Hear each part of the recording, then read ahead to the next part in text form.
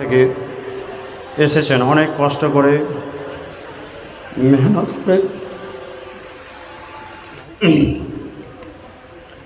এই গরমে যেভাবে পরিষেবা দেওয়া দরকার ছিল সেভাবে আমরা দিতে পারিনি, আপনাদের খেদমত করতে পারিনি।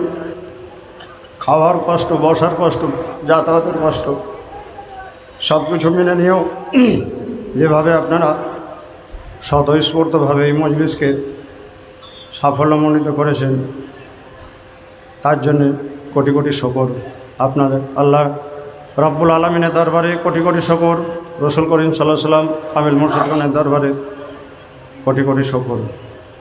আপনারা আমাদের মেহরবানি করে ক্ষমা করে দেবেন এবং আগামীতে যাতে আরও সুন্দরভাবে, আরও ভালোভাবে এই মজলিস করা যায় দোয়া করবেন এবং মেহরবানি করে পরামর্শ দেবেন।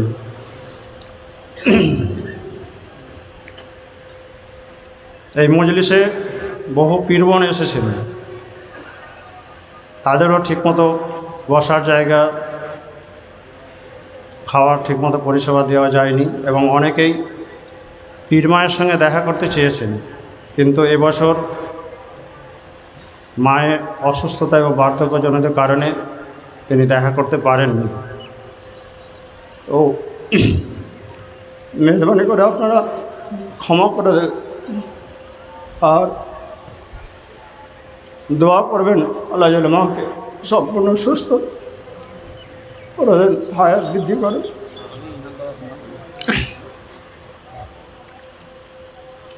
আরেকটি ঘোষণা বিশেষভাবে, যে বর্তমানে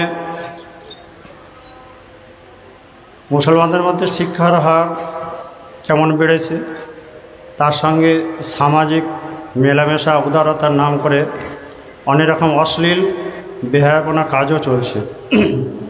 সেই জন্যে যেমন মা বোনেদেরও সতর্ক হওয়া উচিত এবং অভিভাবকদের আমাদেরও সতর্ক হওয়া উচিত।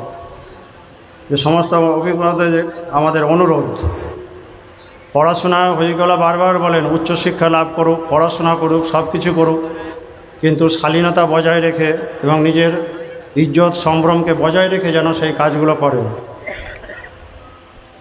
কারণ কিছু মানুষ আছে যারা বিভিন্নভাবে এইসব মেয়েদেরকে প্রলোভন দেখিয়ে নানাভাবে তাদের সঙ্গে বন্ধুত্ব করে তাদেরকে টার্গেট করছে, যাতে তারা মুরতাদ হয়ে যায়, বেঈমান হয়, তাদের ইজ্জত সম্ভ্রম হইয়ে তারা যেন সমাজের একটা নিচু স্তরে পরিণত হয়। শিক্ষা সঙ্গে সঙ্গে যদি সম্ভ্রম, ইজ্জত, মান, সম্মান যদি রক্ষা করা না হয়, তাহলে সেই শিক্ষার কোনো মূল্য নেই।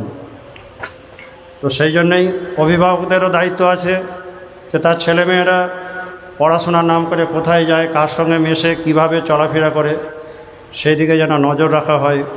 এবং মা বড় যারা পড়াশোনা করছেন, কলেজে যাচ্ছেন, আরও উচ্চশিক্ষা লাভ করছেন, তাদেরও উচিত যে যেন তারা নিজেদের সম্ভ্রম, ইজ্জত সব কিছুকে বজায় রাখে, চেষ্টা করে এবং নামাজ পড়া, ওজিবা পড়া, কালাম পাক পড়া, ইসলামকে সঠিকভাবে জানার চেষ্টা করে। যদি ইসলামকে সঠিকভাবে জানা যায়, আল্লাহ রসুলের হুকুমতে চলে, তাহলে তাদেরকে এবং কামেল ওলি আল্লাহদের পরামর্শ মতো চলে, তাহলে শয়তান তাদেরকে বেরাস্তা করা তাদের পক্ষে সম্ভব হবে না।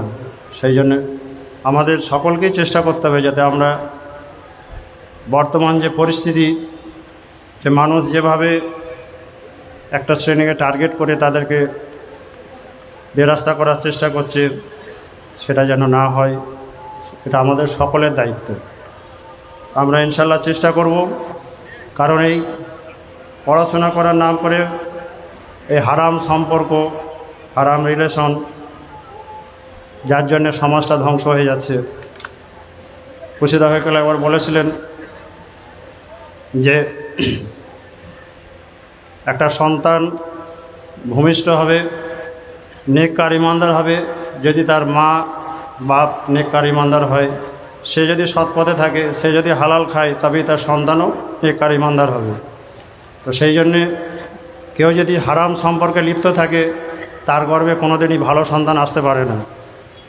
সেই জন্যে পুরুষ এবং নারী উভয়কেই আমাদের সতর্ক থাকতে হবে। যার জন্যই হইগলা বলেন, বাবা সময় হলে তাদের বিয়ে দাও। আমরা চিন্তা করি যে আমরা নিজের পায়ে দাঁড়াবো তারপরে বিয়ে করব, কিন্তু রাসূলুল্লাহ সাল্লাল্লাহু আলাইহি ওয়াসাল্লাম বলেছেন, আমাদের হইগলা বলেন সব, যে সময় হলে মেয়েদের ছেলেদের বিয়ে দাও। বিয়ে দিলে সামাজিক যে এই কলুষতাগুলো দূর হবে এবং সামাজিক যে অসুস্থতা সেটাও দূর হবে। তো সেই জন্য আমাদেরকে সেই দিকে লক্ষ্য রাখা উচিত, সেইভাবে চিন্তাভাবনা করা উচিত। শিক্ষার সঙ্গে সঙ্গে এই সামাজিক ব্যাধিগুলো যাতে দূর করা যায়, এটা আমাদেরকে সমবেতভাবে ইনশাআল্লাহ চেষ্টা করব। এটা আমাদের সকলেই চেষ্টা করা উচিত। আসসালামু আলাইকুম।